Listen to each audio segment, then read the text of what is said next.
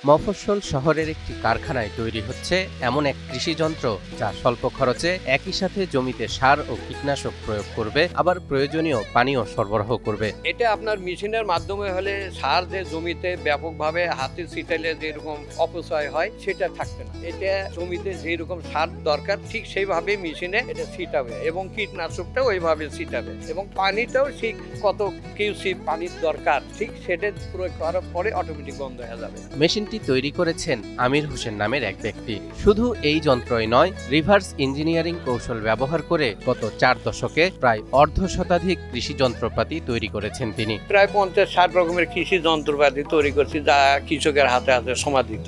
আর আমি যেগুলো তৈরি করেছি দেখি বিদেশিকে ফলো করি যে এই মেশিনগুলো আমাদের দেশে তৈরি করতে পারলে কৃষক ভাইরা সহ যেগুলো আদার্স যেগুলো ভাইরা আছে তারা দ্বিগুণ ফলন সহ উৎপাদন বৃদ্ধি করার একটা সহজ পদ্ধতি তারা পাবে আর কি। যে কোনো যন্ত্র একবার দেখলেই তিনি তা হুবহু তৈরি করতে পারেন। এ কারণেই বিদেশি নানা ধরনের কৃষি যন্ত্রপাতি স্বল্প খরচে কপি করে কৃষকদের মাঝে পরিবেশন করেন তিনি। এতে করে একদিকে যেমন কৃষকদের উৎপাদন বেড়েছে, অন্যদিকে কম টাকায় উন্নত মানের কৃষি যন্ত্রাংশের সুবিধাও মিলছে। বিদেশি যন্ত্র আছে এগুলো আমি অবিকল তৈরি করি অনুকরণ করে। বগুড়া শহরের কাটনারপাড়া এলাকার বাসিন্দা আমির হোসেন। কৃষি যন্ত্র তৈরিতে হাতেখড়ি হয় বাবা আব্দুল জব্বার ধুলু মেকারের কাছে। 1967 সালে মাত্র 7 বছর বয়সেই বাবার কারখানাতে কাজ শুরু করেন তিনি। এসএসসি পাশ করে ভর্তি হন বগুড়া পলিটেকনিক ইনস্টিটিউটে। বুয়েট থেকে রিভার্স ইঞ্জিনিয়ারিং এর উপর কোর্স এবং জিটিজেড থেকে কৃষি সামগ্রী উদ্ভাবনের উপর প্রশিক্ষণ নিয়েছেন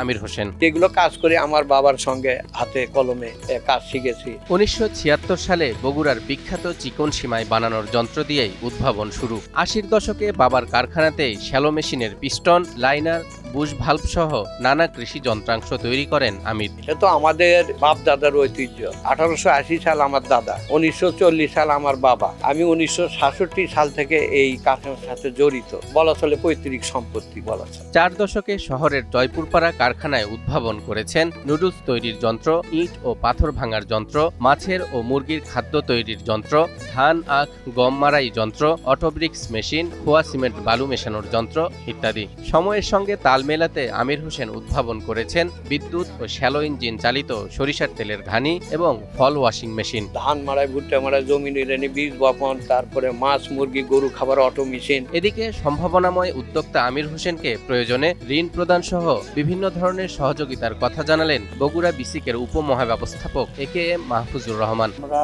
বিসিক থেকে তার জন্য ক্ষুদ্র ঋণের ঋণ সহায়তা প্রয়োজন হলে আমাদের কাছে আবেদন করলে আমরা নীতিমালা অনুযায়ী সর্বোচ্চ ব্যবস্থা নিব এবং সেই সঙ্গে আমাদের প্রতি বছর যে মেলা হয় সেই মেলাগুলোতে আমি একটা স্টল নিয়ে সে কিন্তু তার পণ্যের প্রচার এবং প্রসার করতে পারে। এতে আমরা বিসিক থেকেও আমরা সহযোগিতা করতে পারবো এবং আমাদের এখান থেকে প্রশিক্ষণ নিয়েও সে তার ব্যবসা আরো প্রসারিত করতে পারবে। সেই সুযোগও বিসিক জেলা কার্যালয় বগুড়ায় আছে। অন্যদিকে বগুড়ার কৃষি সম্প্রসারণ অধিদপ্তরের উপপরিচালক কৃষিবিদ সোহেল মোহাম্মদ শামসুদ্দিন ফিরোজ জানালেন, আমির হোসেনের মতো উদ্যোক্তারা কৃষি যন্ত্রাংশ উৎপাদনে এগিয়ে আসলে কৃষকরাই লাভবান হবে। যার মতো কিছু উদ্যোক্তা আছে, আমির হোসেনের মতো উদ্যোক্তা, তারা কিন্তু ওটা হুবহু দেখে তারা কৃষকের উপযোগী করছে। এটা অবশ্যই একটা উৎসাহ দেওয়ার মতো একটা জিনিস। আমার মনে হয় যে এটা যদি পৃষ্ঠপোষকতা তাকে দেওয়া যায় যে ভবিষ্যতে আরো ভালো করবে। এবং আমরা তাকে দেখেছি আমাদের কৃষকের উপযোগী করে তারা কিন্তু অনেকগুলো জিনিস তৈরি করেছে, ইতিমধ্যে তারা মাঠে বাস্তবায়ন করছে এবং কৃষকরা সাদরে গ্রহণ করছে। আমরা ভবিষ্যতে তাকে আমরা আরো বেশি উৎসাহ দিতে চাই।